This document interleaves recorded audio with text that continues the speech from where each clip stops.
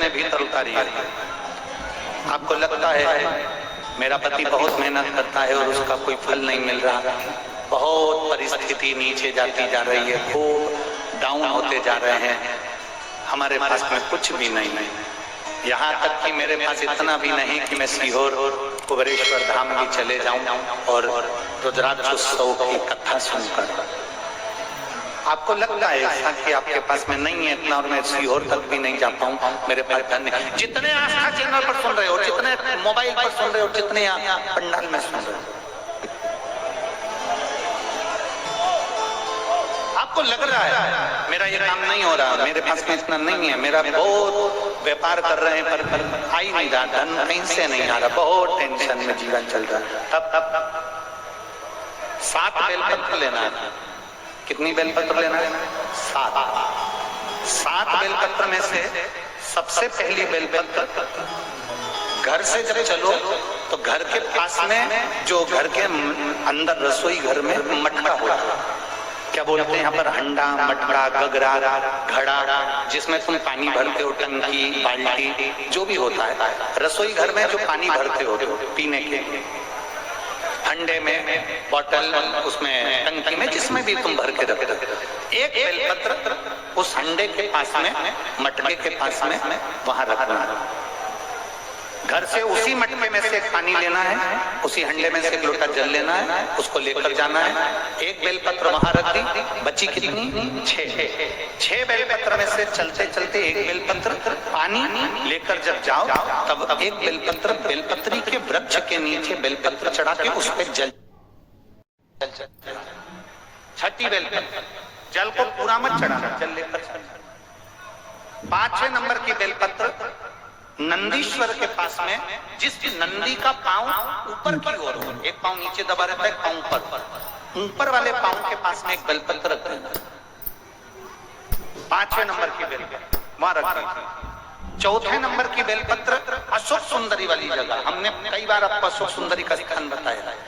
ये जलाधारी, यहाँ जो बीच में से जल बहता है, बीच में एक मोटी लाइन होती है, अशोक सुंदरी। 4थे नंबर की बेलपत्र यहाँ रख दीजिए, थोड़ा सा जल समर्पित कर दीजिए। 3रे नंबर की बेलपत्र, यहाँ बैठकर जल चढ़ा रहे हो तो यहाँ रखो, यहाँ बैठकर जल चढ़ा रहे हो तो यहाँ रखो, यहाँ बैठकर चढ़ा रहे हो तो यहाँ रखो, मतलब पार्वती जी का जो हस्तकमल है उस पर रखना है और उस पर जल चढ़ाना। 3रे नंबर में। 2रे नंबर की बेलपत्र शंकर भगवान का जो शिवलिंग है उसके ऊपर बेलपत्र को रखना।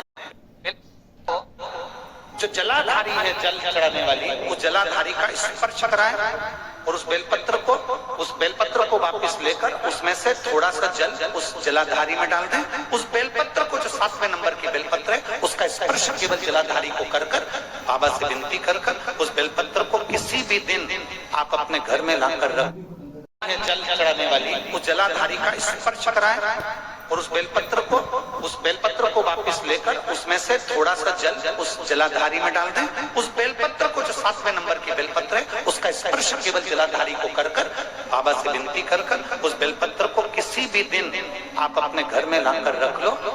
और कुबेरेश्वर धाम आप आना चाहते हो, बाबा से विनती कर कर आना, बाबा ऐसा धन देना कि मैं वहां जाकर लोगों को पानी पिला सकूं, बिस्कुट खिला सकूं, ऐसी कृपा करना। 7 मार्च को कथा प्रारंभ होगी कुबेरेश्वर धाम की। 5 मार्च के पहले पहले मेरा बाबा तुम्हारी झोली जरूर भरेगा और तुम्हें कुबेरेश्वर धाम जरूर बुलाएगा, पक्का। ज्यादा दूर का नहीं सोचना, नजदीक। 7 बेलपत्र का उपाय, 7 बेलपत्र का उपाय शिव जी का एक आनंद फल प्रदान। पहली परिंदे के पास, 2री बेलपत्र के वृक्ष के नीचे, 3री नंदी के यहाँ, 4थी अशोक सुंदरी के यहाँ, 5वीं पार्वती जी के यहाँ, 6ठी भगवान शंकर के ऊपर, 7वीं जलाधारी का स्पर्श कराकर वापस।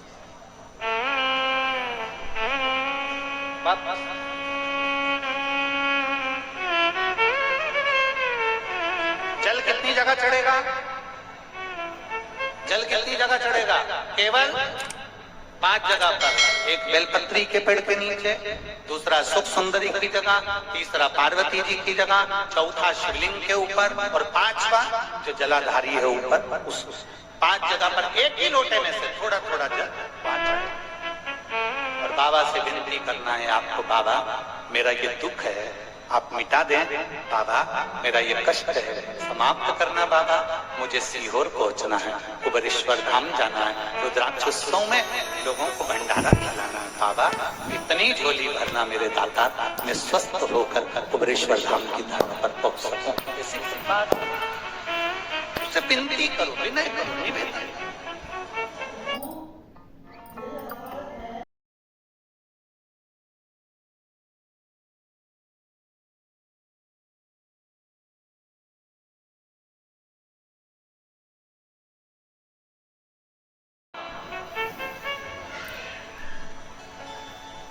झोली पसार कर प्रणाम करोगे वो देख पाएगा, खाली नहीं छोड़े। शिव कथा बहुत तकलीफ है और नहीं हो रहा काम, बहुत दिनों से लगे हो नहीं हो रहा, हरा मूंग ले जाओ, मूंग के दाने तो रहते हैं घर में, केवल 31 मूंग के दाने लेकर जाइए, 31 चावल के दाने लेकर जाइए और 31 ही बेलपत्र लेकर जाइए। जिस दिन सोमवार की अष्टमी हो, कौन से दिन? सोमवार की अष्टमी हो, उस दिन शंकर जी के मंदिर में जाओ, 3 चीज लेकर जाओ, मूंग के दाने, चावल, बेलपत्र। चावल जो 31 लेकर गए हो, अपनी कामना कर कर शंकर जी की देहली पर रख दो, चौखट पर, कहीं पर भी एकांत में उसको रख दिया जाए। मूंग के जो दाने लेकर गए हो 31, वो नंदी के पास में, जो नंदी का पांव ऊंचा रहता है उस पांव के पास रख दीजिए। और जो 31 बेलपत्र लेकर गए हो, वो 31 बेलपत्र अशोक सुंदरी वाली जो जगह है, आपको पहले बताया है कथा में, अशोक सुंदरी जी का स्थान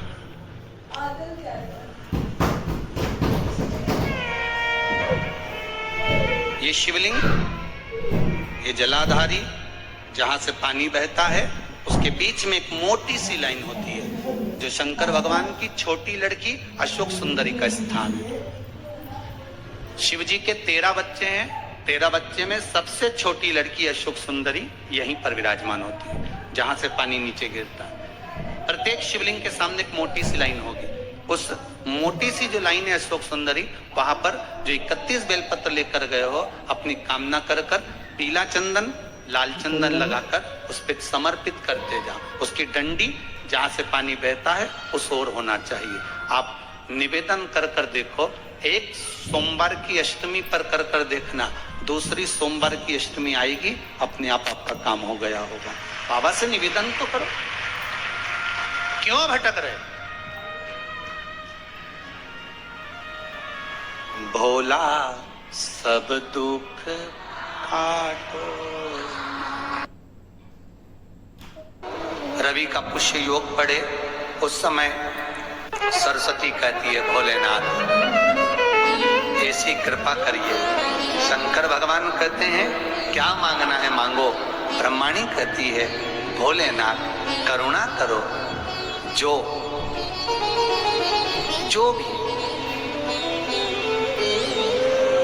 किसी भी रूप में एक पान के पत्ते के ऊपर,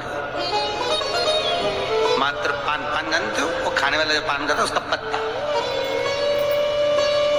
पान के पत्ते के ऊपर जो चंदन से शंकर के नाम, पार्वती का नाम और ब्रह्माणी सरस्वती का नाम लेकर शिव को समर्पित कर दे, महाराज उसकी भी तिथि बताई है, बड़ी सुंदर है। जब रवि का पुष्य योग पड़े, रवि पुष्य नक्षत्र हो, रवि का पुष्य योग पड़े, उस समय पान के पत्ते पर चंदन से शंकर, पार्वती और सरस्वती का स्मरण कर कर जो शिवलिंग के ऊपर उस पान के पत्ते को चढ़ाकर 5 बेलपत्र, 3 समी पत्र समर्पित कर देते हैं। उस बच्चे से चिढ़वा देते हैं, वो बच्चा कभी पढ़ने में कमजोर नहीं होता, विद्या में बढ़ता ही बढ़ता है। पलटकर माँ बाप को देखना ही नहीं पड़ेगा बच्चे को, कभी भी माँ को कहना ही नहीं पड़ेगा कि पढ़ने बैठ, वो खुद पढ़ेगा, रुचि से पढ़ेगा।